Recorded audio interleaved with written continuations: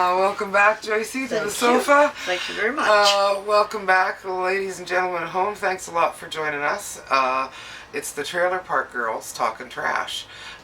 This is Joycey. I'm Joycey. And I'm Terry. And that's Terry. And we're here in the trailer park. Let's talk some trash. Doing what we do. This is it. So, trash time.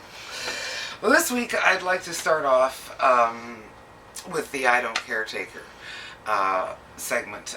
You know, one of the things I gotta say about the I Don't Caretaker is he has to deal with the craziest people in the park, ladies and gentlemen. Like, I really appreciate that, right? Because I don't want to deal with them.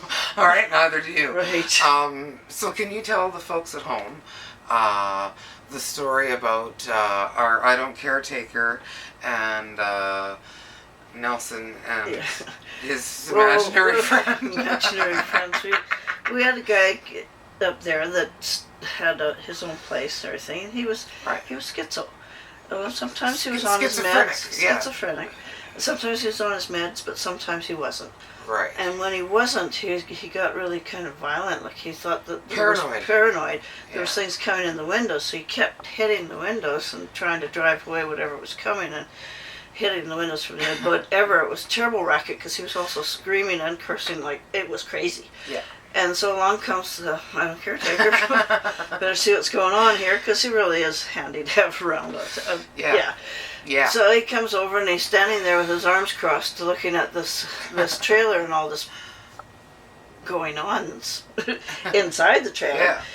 And pretty soon, the guy from inside came walking over and he stood beside Pete and he crossed his arms and he said, "Somebody's banging on my windows."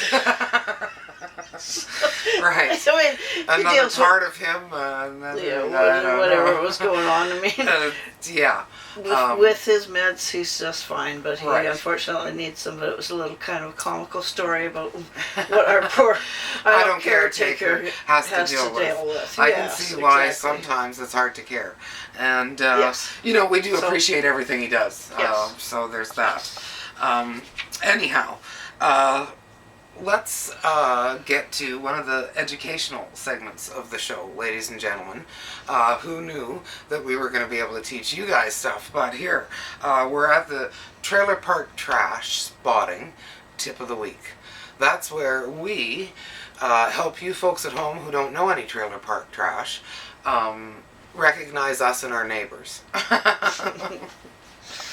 So, if you know people who share teeth. We're talking trailer park trash, right? Like, some people have false teeth, and apparently they're quite expensive. So if you know somebody you can't find yours and you have to borrow your neighbors. Right. And you got the same size face and stuff. Trailer park. Okay, it's happened. Trailer park trash. If you know somebody sharing false teeth with a friend or a lover, that is trailer park trash for sure. Right up there. Yep. Right up there. So watch for that one. Watch for that. Are those your teeth? That one, yeah. Whose teeth you're borrowing there? It's hard to imagine, isn't it? Yes. Yes, it is. The things we've learned here, ladies and gentlemen. Educational. Educational. Like we're just teaching. People should know this stuff. Just sharing what we've learned. What we learned. Well, because look we're all in this together. We're the same. And we're poor, and this is where we live. And not only do we get by, we thrive, and we have a good time doing it. Absolutely. And we want everybody out there. We'd like to share that with you. Yeah, we want everybody out there to have a good time doing it. Sometimes there's some pretty comical things that happen here. Yeah, most of the time there's something that's going on, and it's just kind of all right. It's like improv comedy all the time. That's our life. Yes. Anyhow, moving on to my favorite portion of the show. This is where I get to beak off because I'm passionate, ladies and gentlemen. Of course, I'm talking about the politically correct portion of the program. So this week, I want to talk a little bit about institutional living, ladies and gentlemen. Institutional living, Joycey. So it seems to me that here in the West, at least, where we live, we're locking up anybody who doesn't fit the standard for the normal. Abnormal. Right? I mean, the sick people get locked up in hospitals, the crazy people get locked up in the bug ward, and the sick and the dying are hauled off to hospices somewhere that everybody knows about and nobody talks about. And I'm not sure this is good for us to totally avoid portions of society because they don't fit somebody's standard. Like, we're all so afraid of getting old. We lock up old people so we don't have to look at them. It's driving me crazy. The only people that are left on the street are the ones that are able. Like, maybe we could mingle in. Like, maybe we could all just right.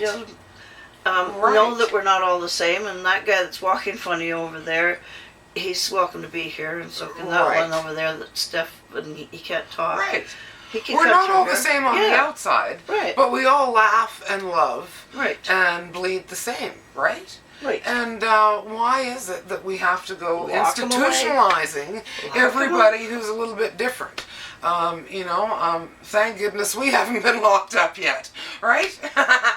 Not yet. Not yet, ladies and gentlemen. So,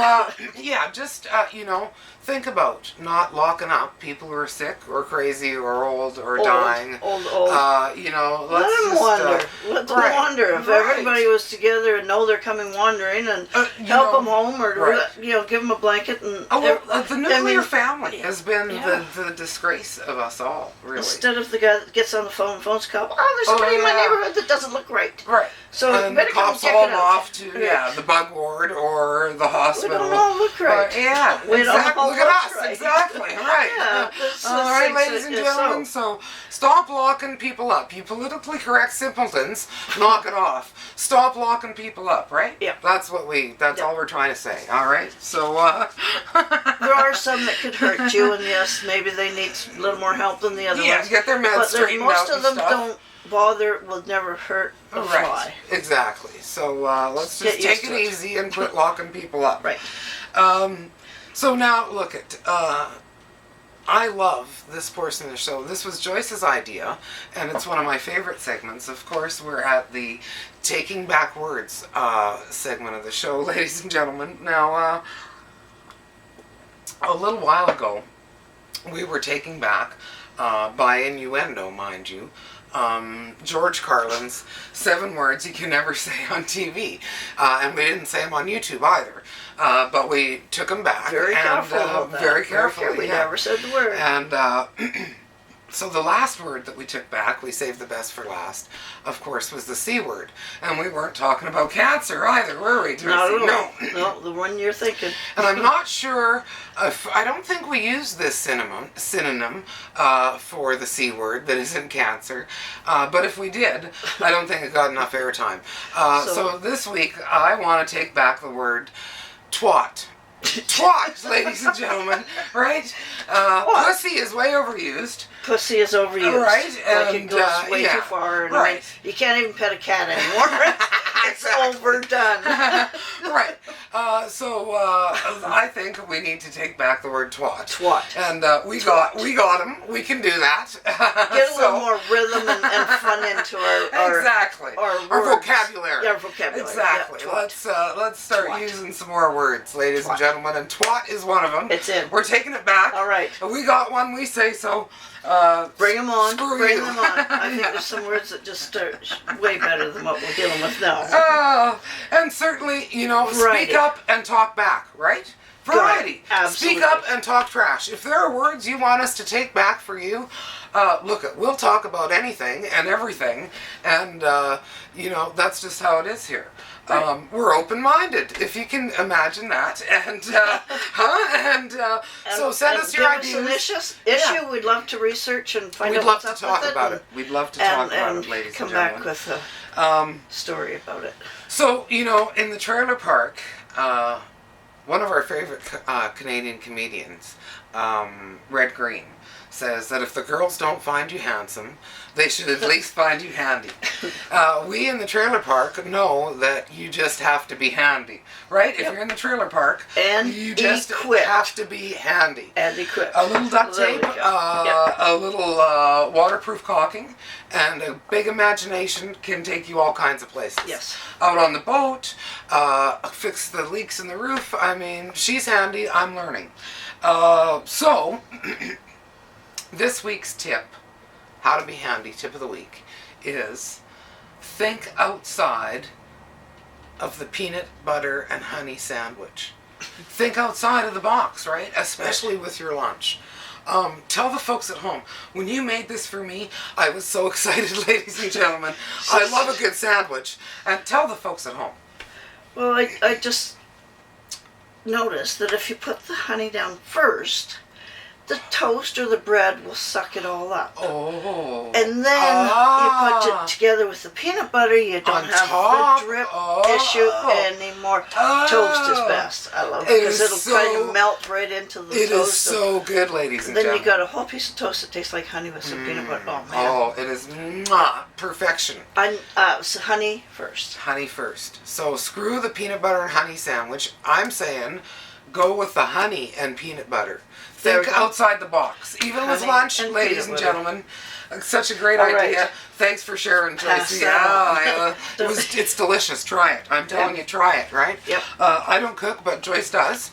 And she's fed me that. You can really beef up the honey. It's delicious. Right. And let's face it, I at least am not sweet enough. So, up the honey. Right. Sugar's nice. That's good, my friend. Me too. My friend. So, look it. I like to end the program with a funny story. I love a good story, and I especially love a funny story. Because I love a good belly laugh, ladies and gentlemen, and I think the whole world could use another one at least. So, last week you were talking about, fixing the whole cable thing with the steering out on the boat, solo trip. But there was a piece of that kind of got missed, and I was hoping you could tell the folks at home about getting wedged into the new seating. You and Eric did, it reminded me of this incident. I don't know if you guys remember this incident, but it reminded me of that, and it's the wedgy incident. Yes. I'm going to call this the wedgy incident. Can you tell the folks at home, ladies and gentlemen, listen to this? Now, I was fixing the cable on the boat, but I think I'd stop before I actually did find out what it was that was the problem. So, this is kind of a continuation a little bit of the stuff. It was underneath, there's a big old cable thing that the cable goes in, a pulley. Pulley's the word I'm looking for. Pulley, pulley, that's it. But it's got like pulley, and it's big long. Lots of them. Yeah. So the cables have got to be wrapped around there. When they jumped out, that's why I was left stranded. Big problems. With a pair of pliers. Yeah. And a little ingenuity. And a lot of ingenuity. Yeah. Because she's handy. Because I'm handy, yeah. But you had to get wedged into the new seating, right? So new seating's a great idea. The only way you can see that is to actually lay down on the boat. Well, if you've been in a boat that's my size, the slot between the seats is only very narrow. Big enough for like a cooler. It's big enough for a cooler. And there isn't enough at the front that I could actually get up there. I actually had to lay down and work with this cable. So I did. I get down there and, this is going to wrap around there, and that should wrap around there, and played with the wheel and stuff. And I got it all wrapped up. You got it fixed. Yeah, I did. I did it too. But not wait. Wait. I'm not finished. I know. I can't get up. Because you're wedged in there. I'm wedged. It's the wedgy incident.